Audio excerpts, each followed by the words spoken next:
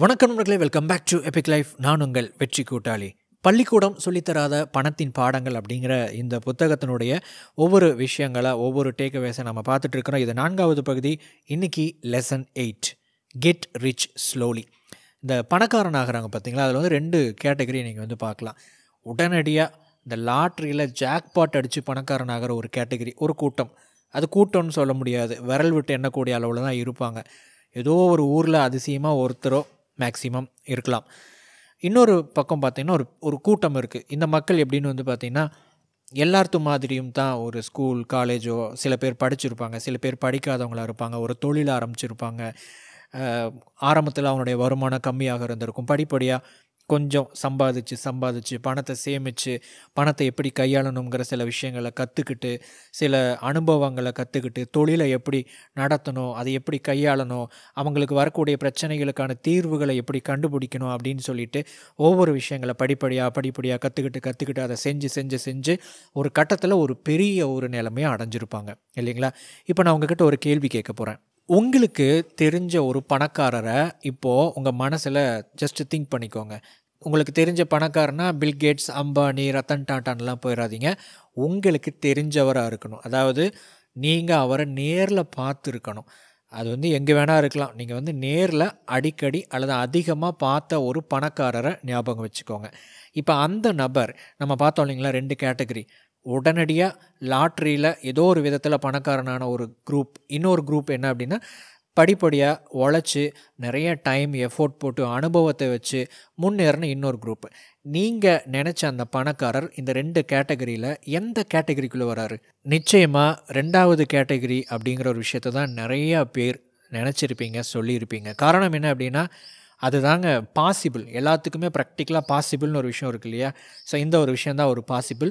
இந்த செல்வத்தை சேர்ப்பது, பெரிய செல்வத்தை அடைவது அப்படிங்கிறது ஒரு ஜேர்னி, ஒரு பயணம் மாதிரியான ஒரு விஷயம். நிறைய டைம் எடுக்கும், நிறையா தூரம் பயணிக்கணும், நிறைய காலம் அதுக்கு அவகாசம் எடுக்கும், நிறையா நீங்கள் உழைக்கணும், இத்தனை விஷயங்கள் நீங்கள் பண்ணணும். ஸோ இது வந்து ஒரு ஜேர்னி அப்படிங்கிறத ஞாபகம் வச்சுக்கோங்க. ஸோ ஒரு பெரிய பணக்காரன் ஆகணும் அப்படிங்கிற ஆசை எல்லாத்துக்கும் இருந்தாலும் அது படிப்படியாகத்தான் ஆக முடியும் அப்படிங்கிறத நீங்கள் மனசில் வச்சுக்கிட்டு, இந்த பணக்காரன் ஆகணும் அப்படிங்கிற அந்த விஷயத்தையெல்லாம் ஒரு பக்கம் வச்சுட்டு, அந்த உழைப்பில், அந்த பயணத்தில், அந்த ஜேர்னியில் ஃபோக்கஸ் பண்ணிங்கன்னா நீங்கள் நினைக்கிற அந்த இடத்தை அடைய முடியும். Lesson 9, set realistic short term financial goals.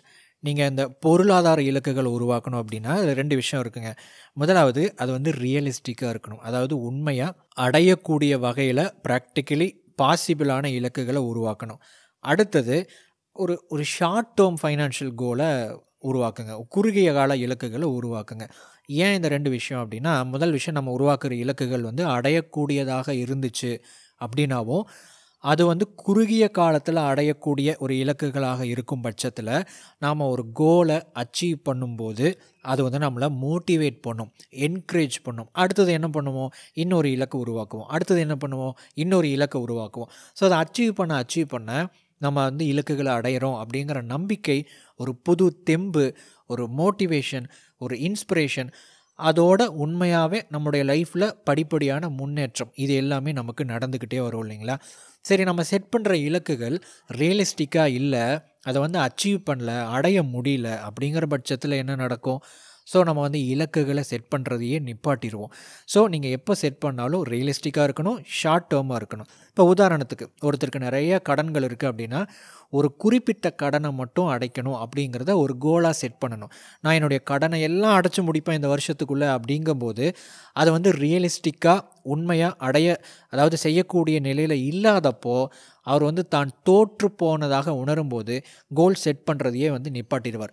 ஆனால் அவர் செட் பண்ண, நான் வந்து இவருடைய இத்தனை ரூபாய் கடனை இவர்கிட்ட நான் வாங்கியிருக்கேன், அதை அடைக்க போகிறேன் அப்படின்னு சொல்லிட்டு ஒரு டெட்லைன் ஃபிக்ஸ் பண்ணி ரியலிஸ்டிக்காக ஒர்க் பண்ணி அதை அச்சீவ் பண்ணும்போது கண்டிப்பாக அடுத்த கடனையும் என்னால் அடைக்க முடியும், என்னுடைய கடன்களை முற்றிலுமாக அடைக்க முடியும் அப்படின்னு சொல்லிட்டு அவருக்கு ஒரு நம்பிக்கை கிடைக்கும்.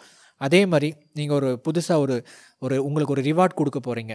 நான் வந்து இவ்வளோ விஷயத்தை நான் செஞ்சேன் அப்படின்னா எனக்குன்னு புதுசாக ஒரு விஷயத்தை நான் வாங்க போகிறேன், ஒரு பொருளை வாங்க போகிறேன், ஒரு ஃபோன் வாங்க போகிறேன், ஒரு கார் வாங்க போகிறேன், ஒரு டூர் போக போகிறோம், ஒரு ட்ரிப்பு போக போகிறோம் அப்படின்னு சொல்லிட்டு நீங்கள் இந்த ஷார்ட் டேர்ம் கோல்ஸை உருவாக்கி அதை அச்சீவ் பண்ணுங்கள்.